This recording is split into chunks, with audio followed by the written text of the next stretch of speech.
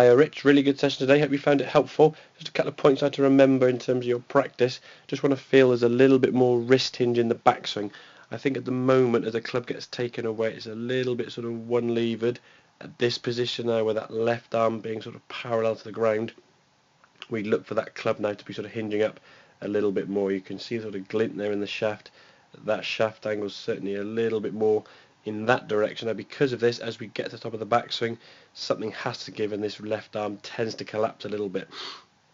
We also discussed a little bit of pressure and tension that you have in your grip in your arms, very, very tight, and that's going to make it very difficult for your right arm to sort of fold and hinge naturally to create that wrist hinge. So if we look at the right hand swing now, much better takeaway. You can see the hinge of the club now as that club left arm gets back sort of just beyond parallel there.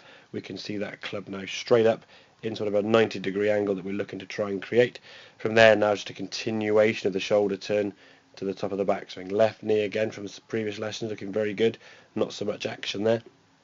And I think by getting a little bit more wrist hinge we're going to be maintaining a bit more loft on the golf club, and that's going to get your height back on some of your shots. So from there now we can just unwind the body and sort of full release of that club through the hitting area. I think sometimes, as we discussed in the session, because you go back a little bit one-pieced and not much hinge of the wrist, the club goes back a little bit hooded and a bit closed, and therefore when you come to the hitting area you almost force sort of open the club face out, and the club, like I said, is almost a bit too square for too long and just sort of blocking the golf ball to target, and that's why you're losing a little bit of height as well and also some power because the club head speed you're creating just isn't quick enough. So if we can hinge that wrist, get a bit more wrist hinge in the, we can keep the wrist hinge in the backswing, keep the lever there, and then we can fully release through target up onto that left side with a nice full release of the body. So just think a bit more wrist hinge in the backswing, and then a nice soft tense free, should I say, setup. That'll certainly help the backswing position and get your hands and your arms hinging in the correct manner. So hope that all makes sense. Any questions, obviously give me a shout.